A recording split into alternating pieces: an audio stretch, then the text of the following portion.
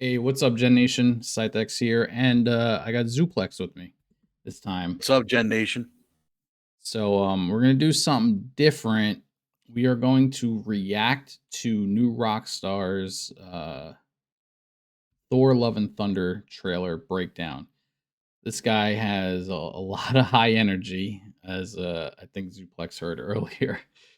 But he does a great job in finding details and in trailers that even after your third, fourth watch, you're still like, oh, that was in there. Where did that come from? So Zuplex, I brought you in here because you have really good knowledge in the comic book world, obviously, and I'm curious if a lot of these things you spotted yourself. A lot either you missed or you agree with what he's saying and what he's finding.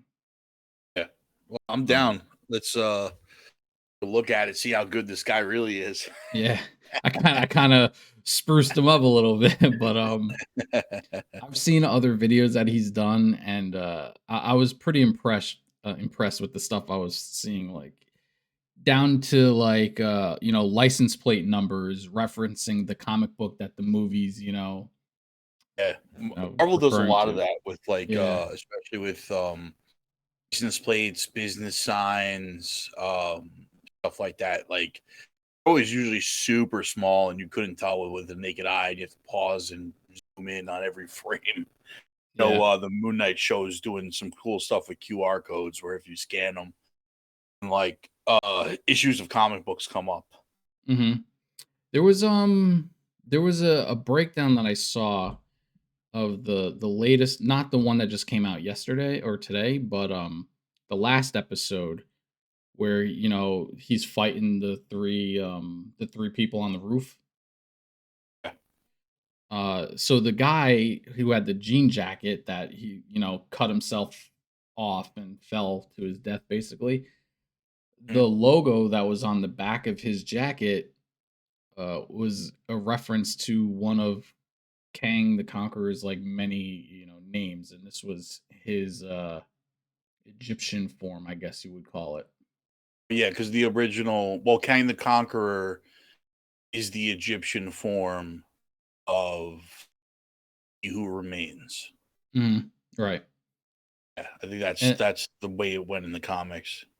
Yeah, and I would have never guessed that. I didn't notice it, so when I saw that, I'm like, oh wow, it's a pretty big connection, But Marvel definitely does a good job of like packing in Easter eggs into everything they do. right, Little nods, little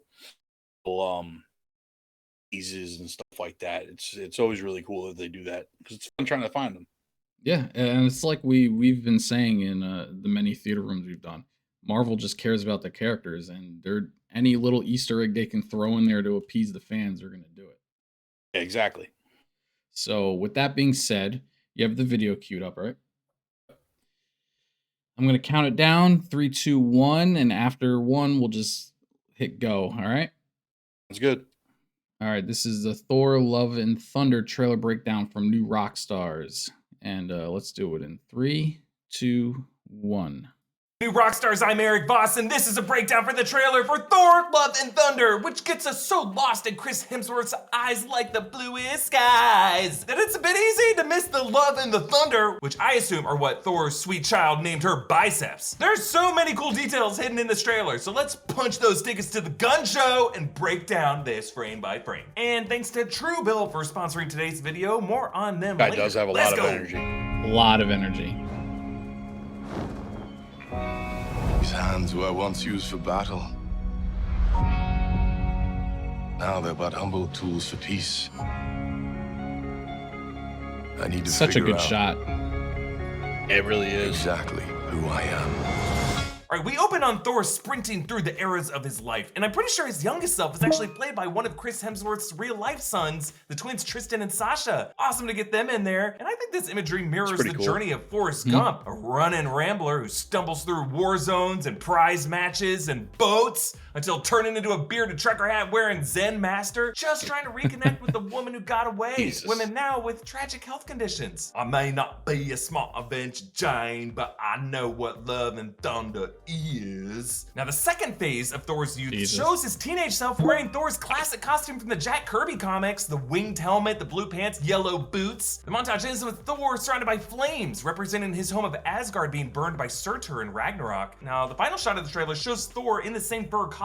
I'm assuming this is New Asgard of Tonsberg burning down, making this the second time Thor has had to watch an Asgard burn. But you know, it's not a place, it's a people. From these ashes, we cut to a symbol of new beginnings, Thor planting a tree, except this is more than a tree. It's the handle of Stormbreaker, those runes on the blade for Stormbreaker. Remember, the same Stormbreaker's thing handle was made Thanos from the did tree branch when he arm of retired. Groot in Infinity War. Now, once that arm was There was severed, it ceased to be part of Groot, thus why it didn't Lot of dust parables along with between him those in two. Thanos' staff. Yeah. But years ago, I discussed the theory that Thor might replant the handle of Stormbreaker to regrow the Yggdrasil Worlds tree after it burned in Ragnarok, which might be what Vin Diesel was referring to in that 2020 interview with comicbook.com when he described Groot's return in Love and Thunder as, quote, Alpha Groot. Of course, Thor's gardening here calls back Thanos' move after retiring at the there end you of go. his conquests when he tilled the soil as he watched the sun rise on a grateful universe. But in Thor's case here, I should say suns, because this planet ain't Earth, as in the sky behind him is a massive sun, and then two other planets or moons to its upper left, Oh, and then a okay. blue glowing celestial body, another light source behind the tree, and then a ringed planet in the upper right corner. And I am assuming Love and Thunder will finally reveal to us the only one of I the didn't 9 notice realms that. we have yet to see Yeah, in me the neither. MCU, Alfheim, home of the light elves. Not of Alf, even though he is canon in Marvel Comics lore. Notice the scar over Thor's right eye, that's from when Hela sliced out his eye in Ragnarok. It's come a long way in healing, and now both his eyes are bright blue, definitely bluer than they were before. And his prosthetic right eye has been replaced since Endgame. Perhaps that could be why he went to Alfheim, using the light elf's magic to heal himself, both physically and, based on this Don Draper meditation pose here, spiritually as well. Now the music of this trailer is Guns N' Roses' Sweet Child Magic Oh healing. Mine, which has Interesting. lyrics referencing eyes I like don't the know about all bluest that. skies and childhood memories where everything was as fresh as a bright blue sky. Axl Rose wrote these lyrics for girlfriend Erin Everly, daughter of Don Everly. the jumping Everly in. Do you brothers, wanna pause whose this? song All I Have to Do Is Dream We just can. appeared We'll in a kinda have recent to promo sync for it up, Doctor though, Strange and the every Multiverse time. of Madness. Multiverse of Madness does seem like a story about parenting. If you wanna pause, Love though, let me and Thunder, a know. story about Do it. being sweet children of the gods. know what? Pause it. Now, of course, my favorite Okay. cover of What do you think so far? Oh, I disagree with the eye thing. Yeah. I think because there's a whole arc in the Thor comics where Thor to gain all of the power of when Odin had to gain the power of Odin, he had to give up one of his eyes. So for Thor to become all powerful and more powerful than Odin, he gives up both of his eyes. So I Okay. think we're looking at Blind King Thor. So you think he's blind even though you're seeing the two eyes? I mean, he becomes blind in the comics, but he can see using the power of Odin, basically. He has to give up his eyes to be able to gain the full power, the full extent of his power. Gotcha. Okay. I don't think it's the light elves healing him or whatever. Yeah. Some magic potion to give his eye back. Yeah, I don't know about all that. I didn't notice all those suns and planets in the background in that shot. I needed an eye, It's interesting. especially wondering where he is. Yeah. Assuming a lot of this movie takes place off Earth, Yeah, I think the only on Earth thing we're getting is the new Asgard. and I don't necessarily think that might be New Asgard that's burning either. Possible though. Yeah. Possible. We'll have to All see. right. You ready? Yeah. 3, 2, 1. of this Guns N' Roses song is the a cappella rendition from Step Brothers with Adam Scott and I love Catherine that Hahn. Step Brothers rendition. Oh yeah, it's amazing. It's a classic. Flat. It's so flat. I don't even know. You don't even look good while you're singing. The worst thing I've ever heard. Genius I'm comedy. about to hit an ad here, Val. This is what I get. Okay, I'm gonna save it with the solo. And we must thank Agatha Harkness for singing the key lyric for this I'll pause trailer. when you do. Pray for the thunder and the rain to quietly pass me by. hit an Thor is ad. the god of thunder. Let me know when it's done, and we'll continue. What timestamp you at? 4:10. I'm 10 seconds behind you. You want to back up to 3? 3:57.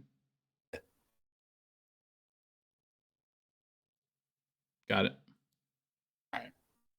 When you are. This is Good. $1,200 a week for voice lessons, and this is what I get?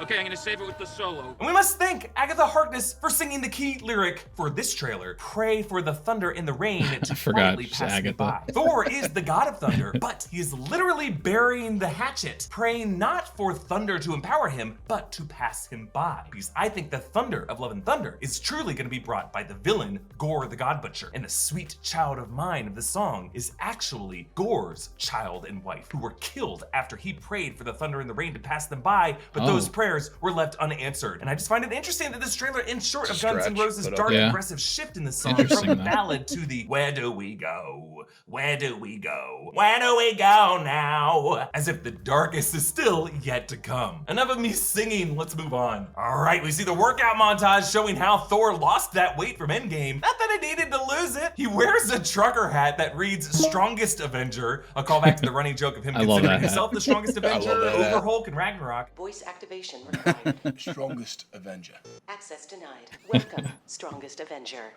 What? Also, when he considers himself the strongest Avenger in Endgame. I'm the strongest Avenger, okay? So this responsibility falls upon me. But my favorite detail about this hat is the fact that Thor used a Sharpie to write this over a different hat that said something else. Because it looks like the hat originally said the it is written mightiest over. Avengers, but he wrote strong over mighty and then traced over the EST in black so it would look less weird. And then That's he just funny. said screw it and scribbled out the S of Avengers so it would just be only one Avenger, himself. Actually, Thor's whole look here is modeled on hilarious. Vincent D'Onofrio's look in Adventures in Babysitting when he played the mechanic Dawson, whom the girl Sarah, that's obsessed a cool with Thor detail. comics, thinks Yeah. is Thor. An awesome scene of that movie. Thor. Oh, Thor, mighty god of thunder. Who is this kid? Careful, kid, don't That's embarrass awesome. him in front of Vanessa. So Thor's doing the battle ropes with these chains from a giant skeleton. I was wondering if this could be another one of the Nidavelirian dwarves, like a prisoner who was left to rot after Thanos slaughtered them. But that skull has an odd shape to it, not exactly humanoid. So this might just be another god whom Gore has killed. And based on this poor guy being left in chains, maybe this is someone Gore tortured first. So Thor uncloaks his new bod, and he's wearing a white tank and a red vest and tight blue pants, actually looking a lot like Kurt Russell in Big Trouble Little China, making it a bit ironic for Ego's son, Peter Quill, to roll his eyes here. Actually, it looks like Thor might have stolen some of Peter Quill's clothes. I like As I it. pointed out in a past video, the shirt that he's wearing may depict Yggdrasil connecting the 9 realms. Now they're saving this planet populated by these blue-skinned locals. I think this actually might be Centauri 4, the homeworld of Yondu, which would make this the Zatoan tribe. In Eternals, we learned that one of the past planets that they helped destroy was called Centauri 6. Everyone in Centauri 6 is going to die. Now, it's spelled a bit different, Centauri versus Centauri, but in the Thor comics, Centauri 6 is part of the same Alpha Centauri star system as Centauri 4. So I'm wondering if Gore the God Butcher's hatred of the gods might have began because he comes from that Centauri 6 planet that was destroyed in order to birth the Celestial, a god, a hatching that killed his wife and child while he just happened to be off-world, which would make him that's a so good angry point. that he must now kill all the gods of the cosmic hierarchy. You wanna pause and everyone talk about it? related to them, including Asgardians like Thor and Valkyrie, and sons of Celestials like Peter Quill. And it could be on this planet, See where he's Centauri going 4, with this. where Thor and the Guardians learn the story of a nearby planet named Centauri 6 in their system with one very pissed off sole survivor. And then we get this full Guardians of the Galaxy charge with teenage Groot, who's actually been filling out more. There's some more greenery on his head. Then Nebula, Mantis, Quill, Kraglin is there wearing Yondu's Yaka arrow fin as he did in the Guardians Volume 2 post-credit scene. And then Rocket, and then I assume Drax on the far right. But no Gamora, we should note, after the Endgame final didn't battle notice and him. Quill bringing her up on his screen in that final scene, they still have not found that variant Gamora from 2014. The Guardians end up leaving behind Thor and Korg on a planet that looks like Sakaar as they pilot the Benatar through that hexagonal universal neural teleportation network grid. If this is Sakaar, I'm super excited that they're returning here because this might be where they could meet up with Beta Ray Bill, the Corbinite past champion of Sakaar. And the way they frame this shot, weird empty space on the left beside Beta Thor, Ray just really Bill looks like the is shot fun. was framed for 3 characters, and maybe Beta Ray Bill or someone else might have been digitally removed from this trailer. You'll notice how Korg has a new look, some colorful pants, and a belt buckle in the shape of a goat head. I'm wondering if he might now work at New Asgard, which is now a maybe not tourism Beta theme Ray park Bill, as the but herder of Thor's goats. So we take a let's tour of pause New it. Asgard and compare. Pause. Yeah. I mean, we know that Marvel in their trailers have a tendency to Eliminate somebody from it. somebody from a scene. Yeah. So I mean, there could definitely be somebody else in that scene. I don't know if it's gonna be Beta Ray Bill. That would be pretty awesome, though. That'd be badass. It'd be pretty awesome if it was Beta Ray Bill, but I mean that would mean that Beta Ray at some point was with. I think it might be the Grandmaster. They're on Sakaar, right? Right. Who else would they know in Sakaar at that point? That's a good point. So I just noticed this now, watching this dude's breakdown, but the fur that was wearing earlier in the trailer looks suspiciously like Korg's fur he's wearing right now. So I'm wondering if Korg dies. Oh, shoot. Okay. What timestamp are you at? 8:30. 8:30?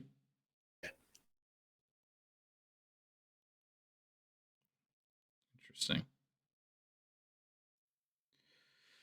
Yeah, I mean, maybe. Maybe, what other I don't know. fur? Yeah, what other fur could it be? Yeah, it could be anything, I guess, but that is interesting. Look very similar. Yeah. Look very similar. So I'm wondering if he takes it from Korg afterwards. Okay. get Let's continue. into this. 3, 2, 1. So we take a tour of New Asgard, and compared to the colony it was in Endgame, the structures have evolved from the sleepy town of Tonsberg, Norway to some taller, curved golden structures like the old Asgard had. So either they're starting to truly rebuild what they once had, or they might just be making a Disney version of it to attract tourists, or they might be doing both. We see a flying boat departing the port, carted by Thor's goats. These are named this and this. Not even gonna bother trying to pronounce it, but they mean teeth bearer and teeth grinder. In Norse mythology, they are Thor's companions. They pull his chariot across the sky, and they're wonderful. I'm so glad they're in this movie. On this boat, you can Didn't see you mention Valkyrie and them? Korg, and then up front, 2 others. It looks like Thor, maybe Jane with them there. Because we And were I love talking it. There's about the a while neon back when they sign had the reading Lego toys. Cocktails and Dreams, Right. which is the Lego name toys of the kinda bar like that Tom Cruise works at told the us end that of the this was gonna 1988 happen. movie Cocktail. The 80s references are everywhere, and I'm loving it. Now, if you're keeping your fingers crossed that the Beanie Baby collection in your mom's attic is going to regain its value and all of your money concerns will be gone, our friends at Truebill are here to help take some of the pressure off of Claude the Crab and Patty the Platypus. got the names wrong, Truebill too. is an all-in-one finance platform that helps you got save the what? more and spend less. The Snatcher personal and Tooth finance Grinder, not manager Tooth allows you to Fairer. manage subscriptions, lower bills, monitor your credit score, and build your savings all in one place. I really like how easy Truebill makes it to safely and securely identify recurring charges and cancel unwanted subscriptions with just a tap. It's also got some nice credit score monitoring tools got like a to few give you a seconds little left of his nudge ad, when and something then fishy should might be be ready happening. to Not keep fishy going. like Bubbles the Beanie Baby, but like scammy. Truebill helps set budgets that automatically monitor your spending by category, get friendly notifications when you've exceeded your budget, and visualize your spend to earn ratio over time. So get started with Truebill know. today by heading to I'll ask you later, I guess. truebill.com/newrockstars or by Why, clicking what's the up? link in the video's The description. Groot That's thing, like planting truebill.com/newrockstars. Stormbreaker Then this to glorious shot of Olympus, regrow a the realm tree. similar to Asgard in the Marvel Comics, but the home What? of Zeus and Aphrodite, all the other Greek gods. The design is just breathtaking. You wanna like pause? Asgard, the landmass is suspended in Let's space. pause it with and ask it. Okay. Basically, you said it's a stretch, I think, but do you think like he was trying to grow it, or is this like a nod to that particular? I think it's just a nod to the Thanos. I think they're really trying to draw a lot of similarities to Thanos completing his mission and then going off into the sunset to live his life, and Yeah. Thor kind of doing the same after done becoming a hero. I think the trying to regrow Groot with the Vin Diesel stuff, like if Vin Diesel said he was going to be Alpha Groot, but James Gunn, that whole thing. Mhm. There is no Alpha Groot. I don't know what this guy's talking about. Okay. So I mean, like, literally, I wanted to look something up. I was curious, and it literally MovieWeb has it as what's an Alpha Group. Jane Gunn has no idea what Vin Diesel is talking about. So, Oh, funny. so I mean, that's why I think it's a bit of a stretch. But I mean, how much can Vin Diesel know about the character other than saying "I am Groot"? You know? like that's what I'm saying. Like we're taking stuff from Vin Diesel at this point. Like, Yeah. no, I don't think they leave the secrets with him for the next Right. like 10 years. You know what I mean? Mm-hmm. But I think him planting Stormbreaker is just a symbolic, like, done type of thing. And I got a funny feeling that might be towards the end of this movie, or it Okay. might not even be in the movie at all. Yeah. Who knows? What timestamp you got? 10:35. 10:35. Okay. Now this planet that they're showing right now is insane. This is like, Pretty sure it's Olympus. yeah, but it's like Neverland on Yeah. crack. Yeah. Like it's just so out of It control. looks like it's kind of modeled after the Gardens of Babylon too.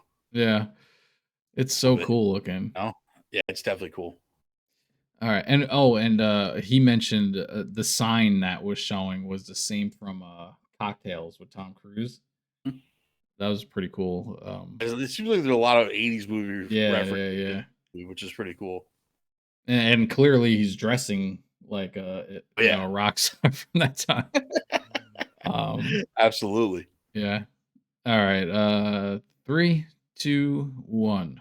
In the mist here from these Roman-style aqueducts that snake through all the structures. In the lower left, it looks like it's open space and stars out there. So who knows? This could all be suspended inside of another part of a dead celestial, like Nowhere's headless body, because the sword carried by Gore in this movie is the same weapon that, in the Marvel Comics lore, beheaded Nowhere. So this movie may confirm that history. You'll notice a pink-purple streak meteors through this Olympus space. Maybe Thor and his friends arriving, or maybe this is an attack from Gore. Taika Waititi embraces his "our flag means death" vibes with Thor on a pirate ship as a woman swings over to embrace him, looking like the cover of a romance novel. If this is the same setting as the tree meditation shot earlier, this might be a light elf of Alfheim. Notice how the ship behind him is being smothered by a kraken. Could it be a friend of Gargantos? Could it just be its own thing? Maybe. Then the Viking ship sails toward this planet that I thought was Earth, but if you look closely at the surface, it looks like it might be in the process of freezing over. Thought it was just a sunrise light hitting the clouds, but it does look like it's streaking through its atmosphere faster than the planet is rotating toward its sun. Thor stands on the bow with Stormbreaker streaming forward, since Stormbreaker, remember, has the powers of the Bifrost. This is how they're traveling through these wormholes in space. Then lightning streams through the Hall of Olympus, all in this goofy acrobatic display with pointed lightning bolt ends up until they are caught as one goofy looking bolt by Zeus, played here by Russell Crowe. At his side are two goddesses, perhaps Hera and Aphrodite, or maybe one of his many mistresses, because this is Zeus. All he does is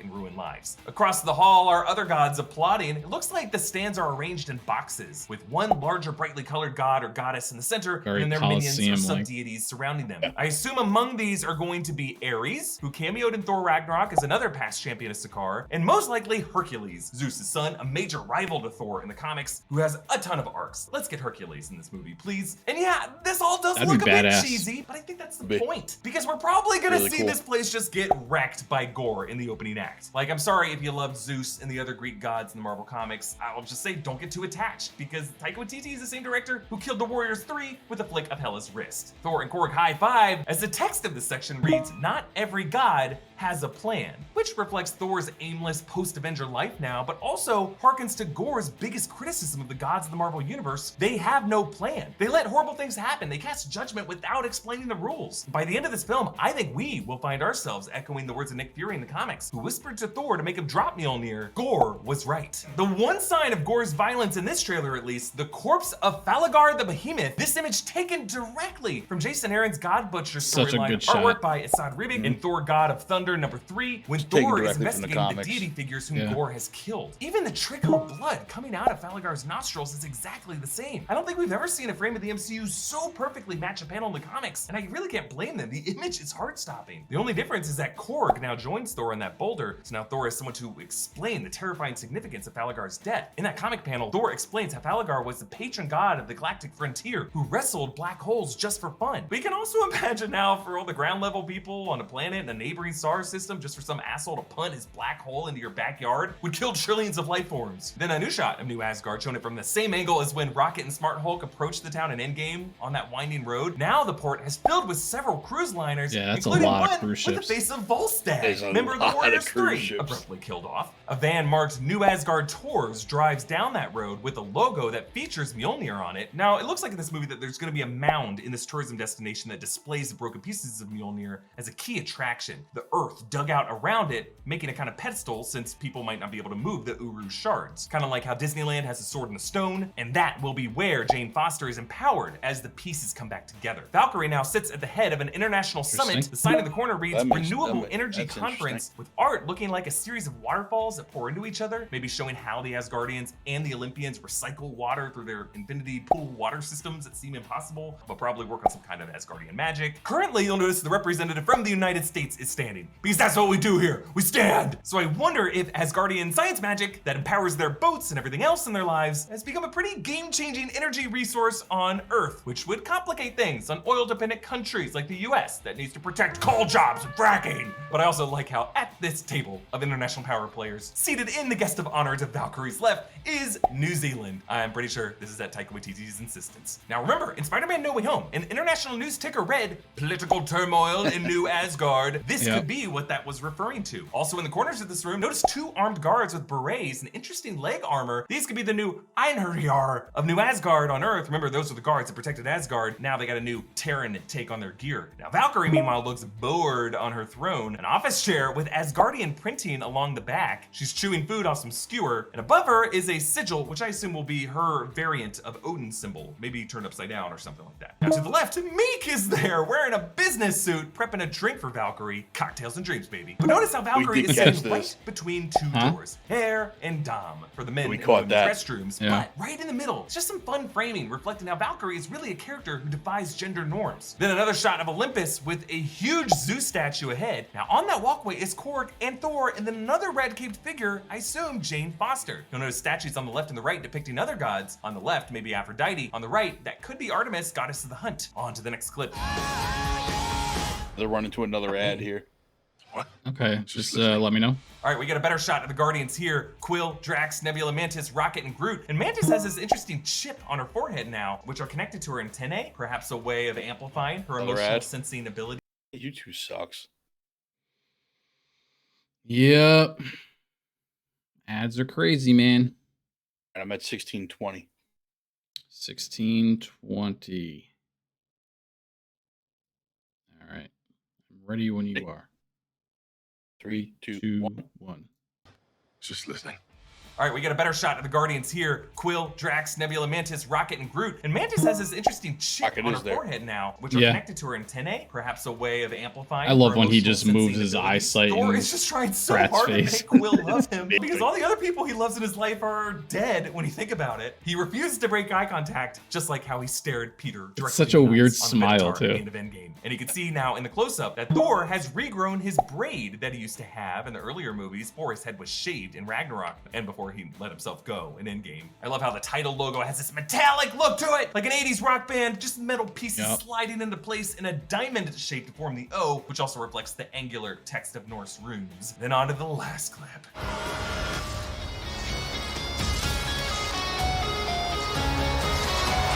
Oh, baby. So the reforged Mjolnir flies into the hand of She looks Jane awesome. Foster, with Natalie She looks Portman really good, returning after Thor: The Dark World in an adaptation of Jason Aaron's Mighty Thor run that follows Jane as a cancer patient who wields Mjolnir after the case of Gore made Thor want to drop the hammer, considering himself unworthy. Now, powering up into Lady Thor allows Jane to escape her sickness, but whenever she returns to normal, her chemo is reset, setting up this fascinating and tragic storyline for the character. Now, how did this happen? Well, the movie's official description says Jane Foster, who, to Thor's surprise, inexplicably wields his magic hammer Mjolnir as the mighty Thor. That suggests that whatever caused this hammer to reforge was some mysterious magic that Thor is not familiar with. Now, it's been implied that Infinity Stones left cosmic radiation coursing through the universe, and in the case of Jane Foster, who was possessed by the Reality Stone Ether, that radiation could have been the cause of her cancer, as well as what now That would make triggers the hammer sense. to reassemble. It's Would also make possible sense, that yeah. the multiverse could have caused this ether just reassembly in could some give her way. cancer. Like she comes from Yeah. another universe, or the hammer comes from another universe. That And is more the will be revealed multiverse. in a future trailer after Doctor Strange and the Multiverse of Madness comes Not out. if it's I broken. have a That's feeling gotta that be the Hammer's same. return will have an in-universe answer, like either residual Reality Stone radiation or some hidden Will and Testament clause from Frigga or Odin that includes Jane Foster in that worthiness charm. Like whoever wields this hammer, if he be worthy, shall possess the powers of Thor. Also under clause, whoever that current bearer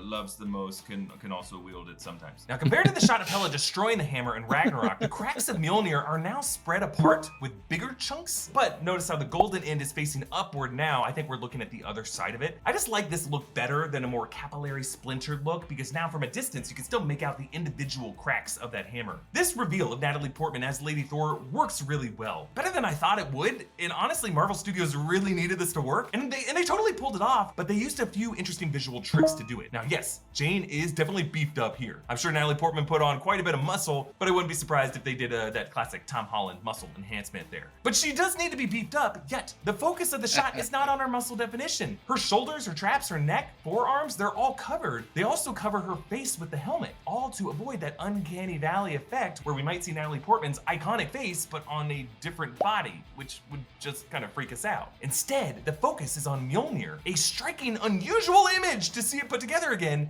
and that is what guides us into the shot. And then we move directly from Mjolnir to Jane's eyes, which are locked directly on us. See, there is a narrative to this reveal, as opposed to just barfing in a visual effect in a trailer and we get to pull it apart. Yeah, I There's a agree. story here. Our eyes are guided by the emotion of this moment. Now, behind both Jane and Thor, it looks like the town of New Asgard is being attacked by these weird-looking, dark tentacled creatures. And then to the left behind I didn't even Jane, notice that. whatever this is flashing some sharp teeth. Gore's weapon, all black, has some connections Oh, yeah, to the look at that. symbiotes in Marvel lore. It was a weapon created by the symbiote deity God, of here we go Null. with the symbiotes. That'd be You can see in really Spider-Man No Way interesting. Home that Yeah. a piece of venom is left in the boundary of the MCU. So could we be looking at some kind of venom creature attacking New Asgard? That'd be I don't know. incredible. I don't think Venom can appear in an MCU movie without it being a Sony co-production the way Spider-Man No Way Home was. So I don't know if It they'll won't be keep Venom. that symbiote backstory. No, right, but it would be- think about it, the way that Dane Whitman's sword, Be the Ebony Blade, symbiotes from, also had a The other shape-shifting iterations, yeah. essence to From it when he Planet reached out Symbiote, to it. yeah. That could be the same way Gore's blade works, making it a kind of poison. Not a venom, a poison that rots a target from the inside out. That could be how we got that chained up skeleton. It could be a poison that, thematically, parallels the way cancer attacks the body, which would make Jane's conflict with Gore super important and super symbolic for her in this movie. Support us by checking out our merch options like our Moon Knight inspired Tomb of the Moon God shirt at newrockstarsmerch.com. Follow me on Instagram and Twitter at EABoss. Follow New Rockstars. Subscribe to New That's the end of Rockstars it. for more analysis of everything you love. Thanks for watching. Bye. That's an interesting. I didn't notice those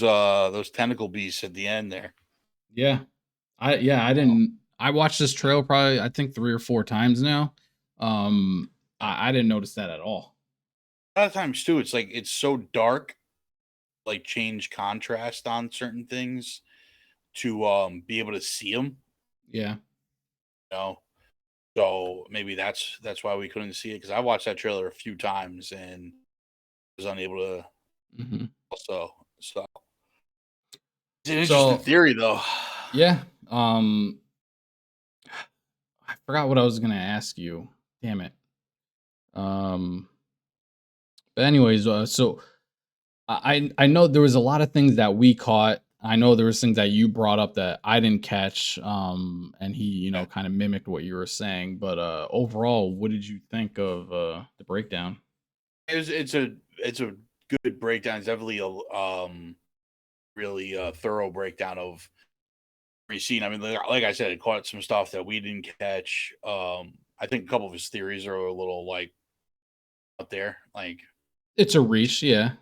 some of them are reach, and some of them are just kind of like what we're all kind of thinking also. So Hmm. I love the fact that he'll take a shot and kind of tell the story of that shot through the words of the comic book. You know what I mean? yeah, yeah. No, It's it's. very I mean, cool. he's thorough. He's definitely good. Of that scene, the giant ice god. I noticed it when we did the trailer breakdown.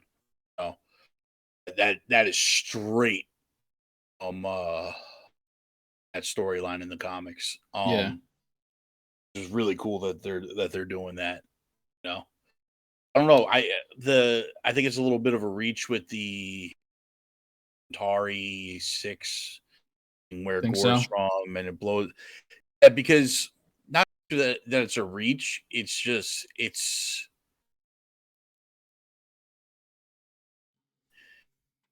that would be like a worse story than what the story is in the comics.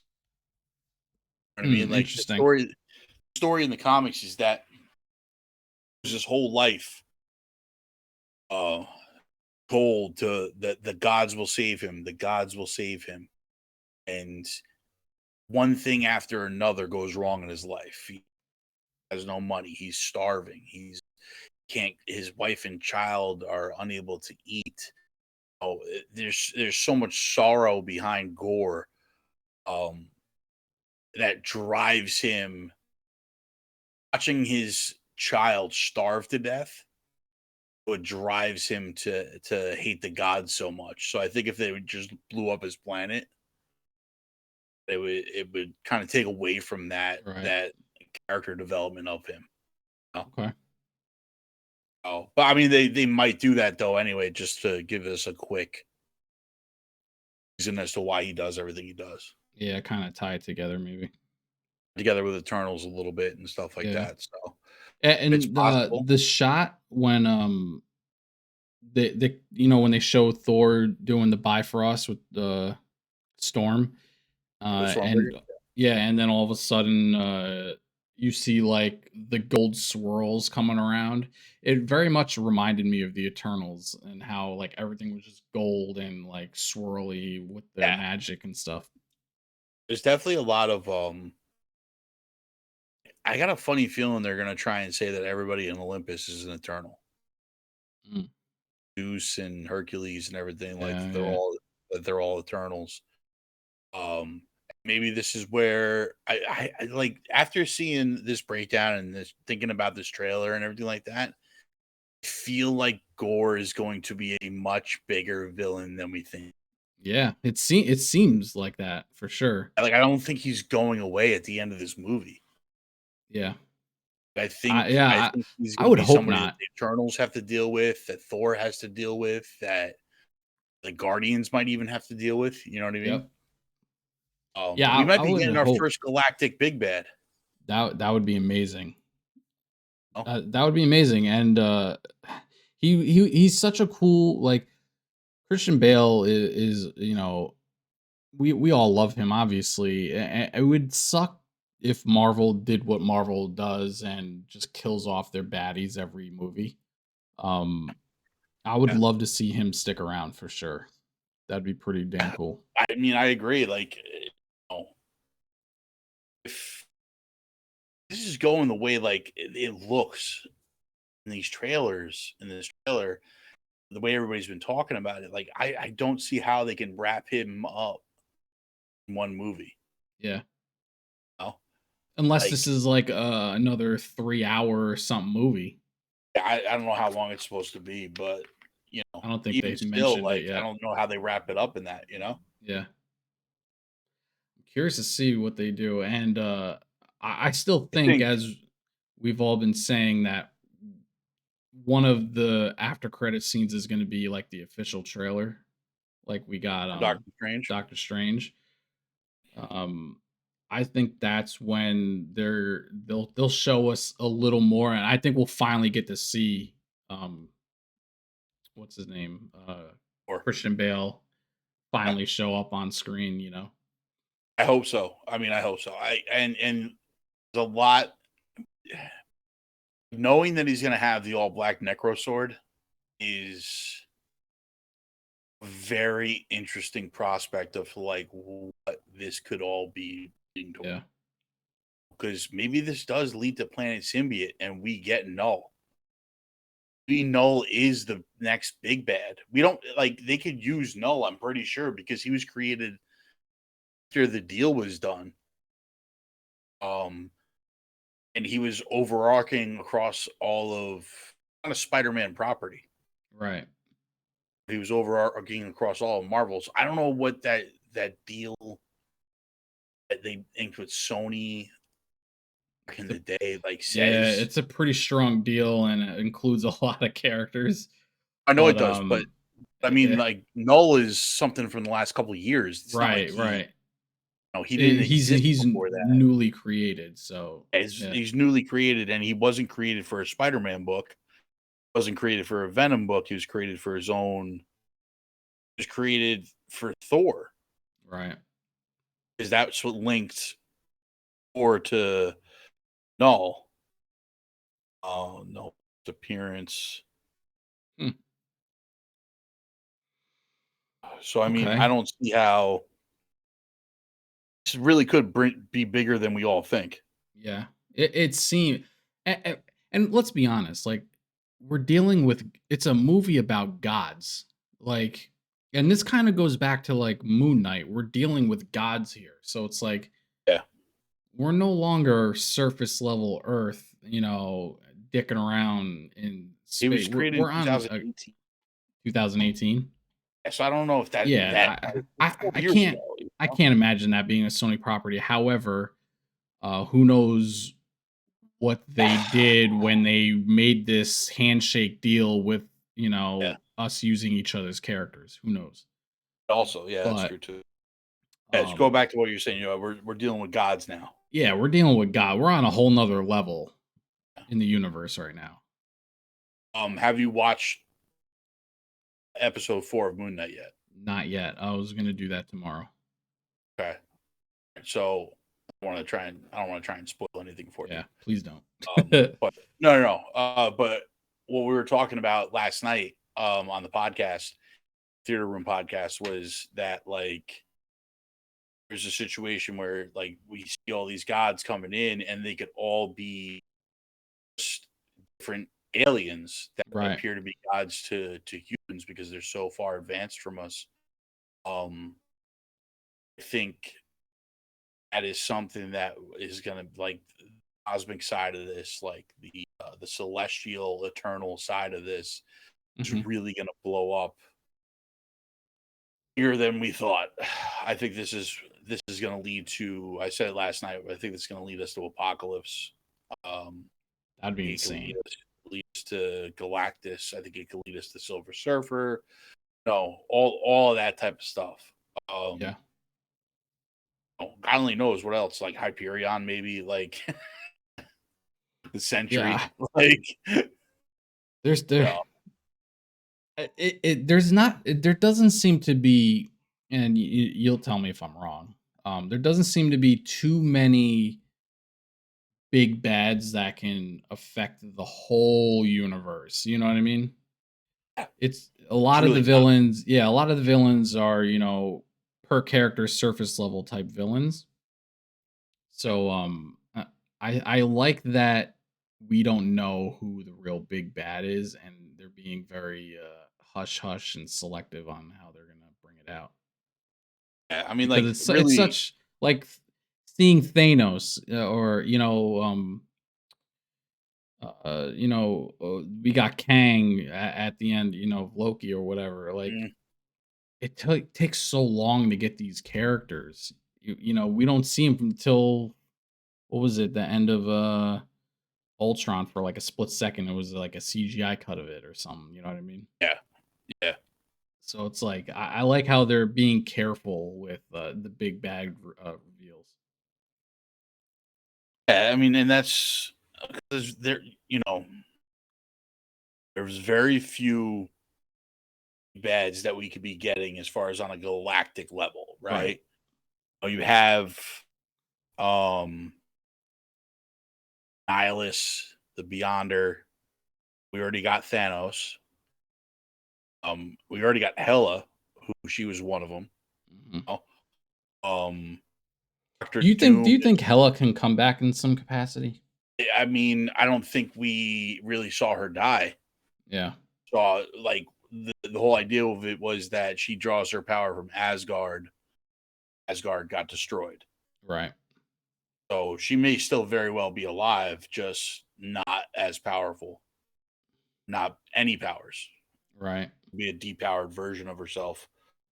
Mamu, which we've seen. Mhm. He's one.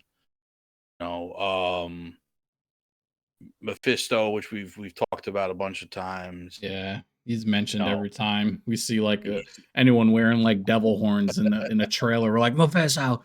It's gonna be Mephisto, I swear. So I mean, there's a few, but Gore is definitely one of them.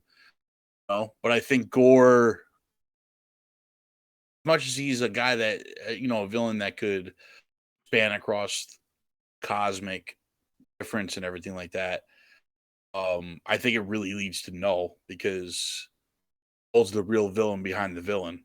Yeah. He creates all of it. He creates all the symbiotes. That would be incredible if that was like the real start of the symbiotes coming here. Yeah, I mean, and there was end of there be Carnage. Venom's talking to Eddie, and he tells him that he's got so much more to show him. Right. And that like he doesn't know how far this really goes. Might have been linking, that might have been hinting us already there. It's possible. This is a possibility.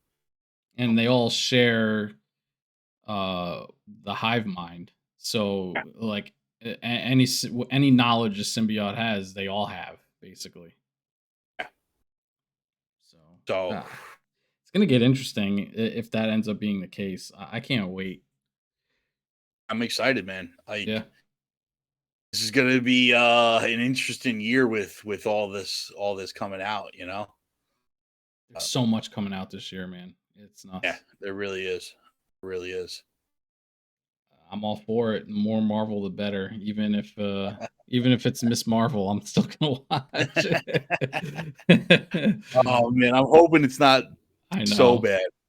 And it's funny because a lot of people give me crap because I like the Avengers game, but I loved the Miss Marvel character story in that game. I thought it was very well done, in my opinion.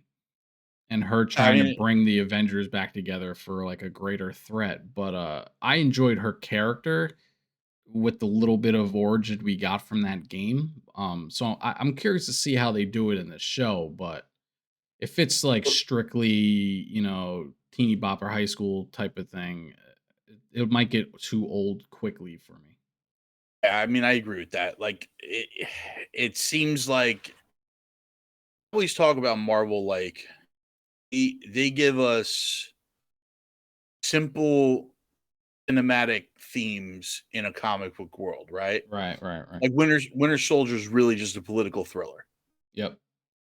It just happens to be a political thriller with Captain America. It's stuff like that where like they give us these type of properties that are just really like they're really just different types of movies with superheroes thrown in. I think they're gonna try and go with the high school sitcom drama, right, for Kamala Khan. But I mean, they did the 50s and 60s sitcom. Yeah, like they did sitcoms across the eras for WandaVision. Each episode was based on a different decade of sitcoms. Right.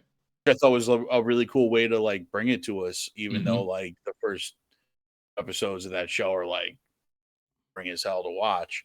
It was cool. I just wished we had more of the outside stuff being shown as well. Like, I think the first 2 episodes were strictly in that weird, Yeah. sitcom world, where as soon as they broke out of that and we got to see outside the bubble, I was like, "All right, now that I'm interested in seeing what's happening here," It's amazing how quickly, like, we talked about it on the Theater Room podcast, that seem to have a pretty decent formula with these shows where it's just like off, it's a little slow, you kind of don't know where it's going, and then it Yeah. takes a big left turn somewhere, and you're just like, okay, now this is where the show is going, and then it's like bang, bang, bang, bang from there on out. Yeah.